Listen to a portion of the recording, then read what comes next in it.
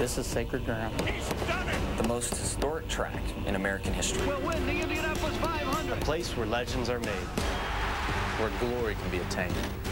Where reputations are cemented. And here's the checkered flag. A win here etches your name Forever in racing history. This is Indy. This is the Brickyard. Back here at the Brickyard, we're under our third caution as we are cleaning up debris.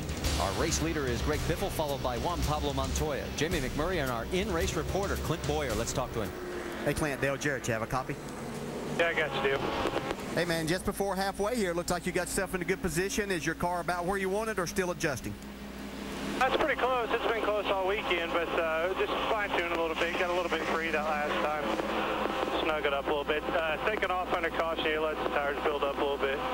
Should be take off a little bit better for me, so we'll see what you got. All right, man, go get them. Talk to you later. All right, let's update you some other things as Jimmy Johnson had an extended pit stop. He's going to start back in 22nd, and let's listen in on the radio. There a rebound adjuster on the left front where we can take the rebound back out? No. It's the same shock that was on there when we were fast yesterday, bud. Does the left rear have a rebound adjuster on it? Yes, we're going to close it, man. All right, to find out more, let's send it over to the Craftsman Tech Garage with Tim Brewer. Marty, when we build these shock absorbers, we can build them where the compression adjustable, meaning going down, or rebound adjustable. But by manipulating the valve right here, when we build it rebound adjustable, that's what Jimmy's asking. Hey, is the shock closed all the way up? Because we've got over 30 adjustments right here. Just by manipulating this shock absorber, just like this, put it in a different position, it changes the handling characteristics of the car. And by closing it up, he's probably wanting to put more bite in that left rear, and he can adjust it either way he wants to, depending on the way he built the shock. All right, thanks, Tim. We can tell you now we have 26 cars on the lead lap because the lucky dog goes to Travis Quabble in the 37. Let's also update you, Landon Castle is now out of the race. He pulled the 71 behind the wall several laps ago, but we've had so much going on, we had a tough time getting that one updated for you. Also, Todd Bodine is off the track as well. Pace car has pulled down. Race leader Greg Biffle has selected the inside lane. Montoya, McMurray, Boyer, Martin, Harvick, that's your top six as they come down the front stretch here at the Indianapolis Motor Speedway. Green flag waves, and we're racing once again.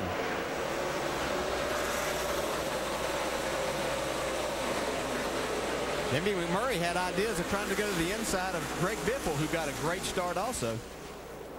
Boy, Biffle looks so good there. You know, this is the first time Ford has led since 2008 at the Brickyard 400. And Greg Biffle's trying to check out. And he blasted out of there. Too wide. Going to try and make it three, maybe, guys. A little rubbing going on down the backstretch there. Mark Martin's got his hands full. That's Harvick on the inside.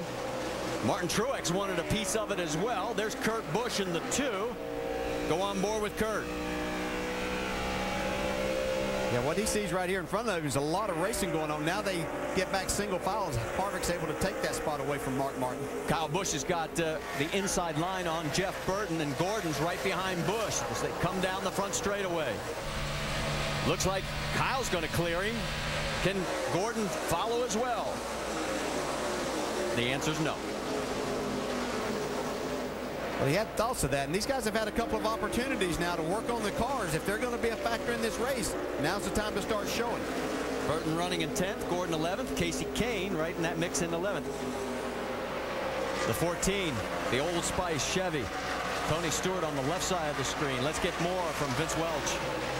Well, Tony Stewart's been fighting the same battle all night long, or all afternoon long, I should say, and that's just the fact that he just doesn't feel like they've got any grip. They're a little bit too loose off the corners. They've been adjusting and adjusting and adjusting, but they just can't get it to where he can drive off the corners and a big group coming behind him. Boy, old David Reagan really got loose on the North Chute, and he's paying the price right now.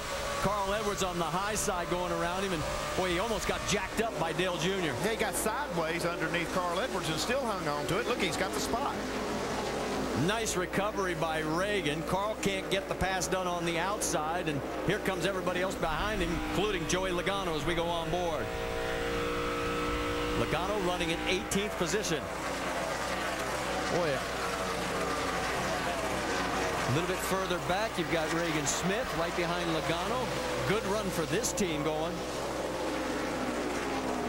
Yeah, Regan's done a nice job. We've seen him a couple of different times in a couple of battles. He's doing a really nice, solid job here today. He and Logano, both young guys here, doing an outstanding job. I love that paint job on that number 78. There you see Regan's numbers.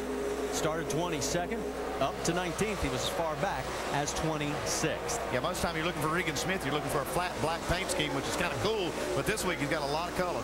Jimmy Johnson right now, he has running in 22nd position. Did he make the right adjustment on pit road? Let's go back and show you what happened.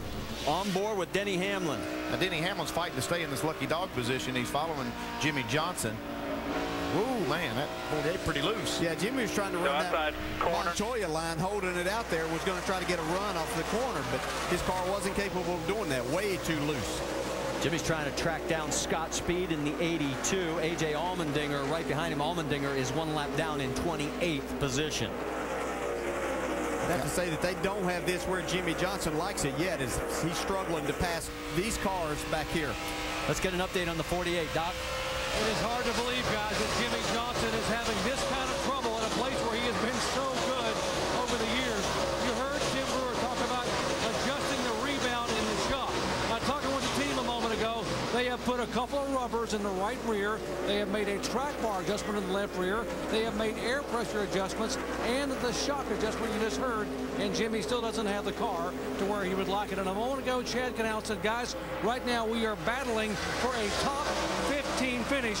We just don't want to end up on the hook. Well, and remember, guys, in the last 6 years, it's been feast or famine with Jimmy. He's won 3 of them, but he DNF'd in the other 3. Yeah, he doesn't want to DNF, and hearing what they're doing to that car, he's probably fighting a really tight race car. They're putting rubbers in the right rear. They're trying to put that rebound in the left rear to try to free that thing up. And it looked like on that shot we saw from Denny Hamlin's car that they had kind of succeeded in that and getting the car freer. Well, we were wondering if Juan Pablo Montoya, when he was on equal footing with Greg Biffle and McMurray and Moyer, would retake the lead. So far, the answer to that is no.